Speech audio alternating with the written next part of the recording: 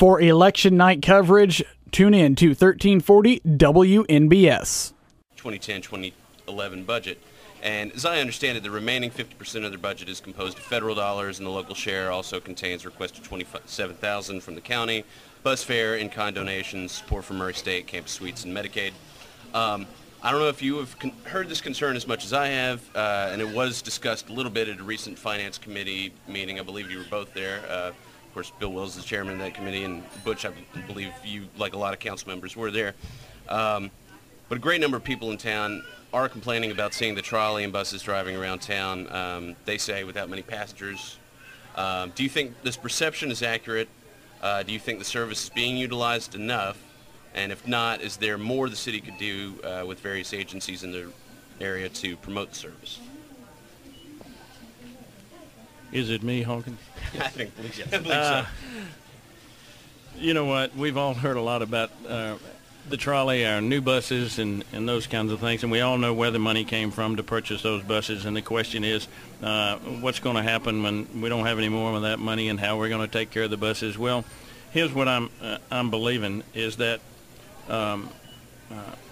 Bjarne is doing an excellent job in running that part of, even though they're not actually city government, we do have some input there, and he's in a transition place here of trying to reduce cost of riding buses in Murray, Kentucky, and being much more efficient. And he believes that to go to the routes is the way to do that. And in a transition phase of anything, things are not going to look right. Things are going to be odd. Look, you're going to see, like in this case, buses riding around with no passengers on it. But we're still picking people up at their homes, at their doorsteps also. So, you know, I'm one of these that I want to give this thing a chance. I want to, I think the trolley is kind of neat looking running around town. However, it's just a bus with some extra stuff put on it to make it look like a trolley. So I guess if that's what we want, that's fine. But as I think about that whole deal, you know, we've always given the Transit Authority money every year in and year out, even when they weren't getting some of the money they've gotten from the government recently, and it's always been I think their budget has always been about 75% grant type money, or but I just want to applaud Bjarne for what he's doing in that job. He's not in an easy place now. It's difficult trying to get us to understand that empty buses riding around town don't look like progress. But I'm hoping that in result it's going to come out, and when we have just a route system, that it's going to be much more efficient than what we've got now. Okay, Bill, I'll repeat the question. Do you think this perception of not many riders on the buses is accurate? Do you think the service is being utilized enough? And if not, is there more the city could do with agencies to promote the service? For the Murray-Callaway County Transit Authority, I've gone to a lot of their meetings, and I do respect the job that Bjarne Hansen's doing. In fact, to try to narrow down what the needs may be for the city, they did a survey on what you would like to see in the city as far as transit is concerned. If you have your own car, maybe the transit's not a great big deal to you. If you don't have a car and you want to get some food, you have to go to the doctor, it would be a great big deal to you. He is making different routes available. The routes that the college kids are using aren't going on right now because they're not in session.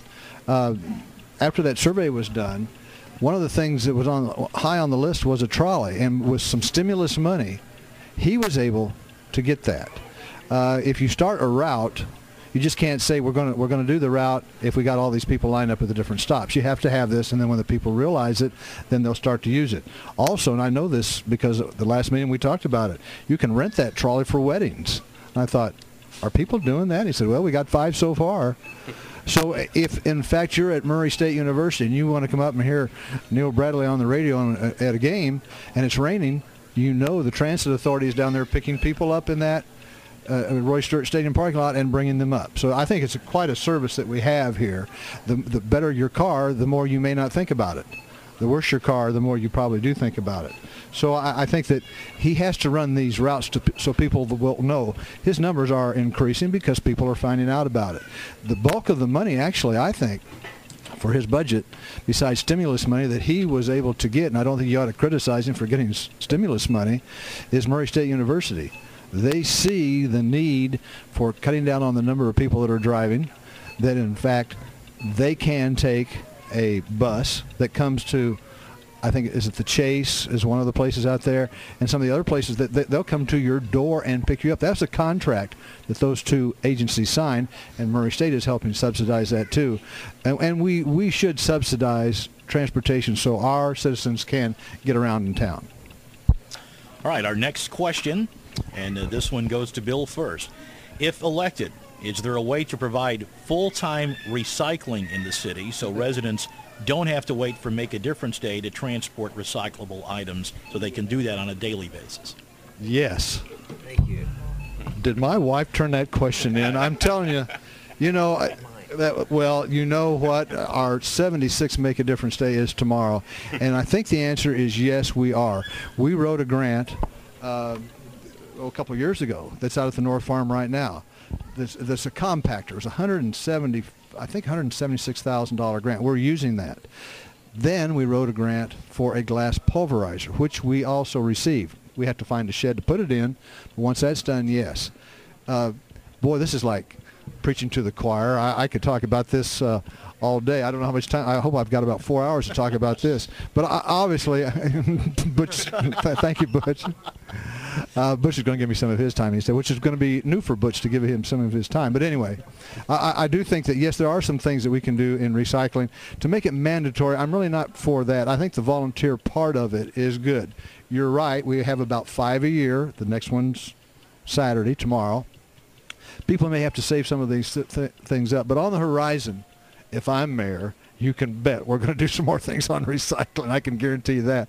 You talk about preaching to the choir. I got to speak to the Sierra Club last week, and walking in there and hearing what they had to say, they're very much in support of this. And I think we really are a leader now in recycling. But we've got some ways to go. But I wish you'd answer or ask all those types of questions for the rest of the time.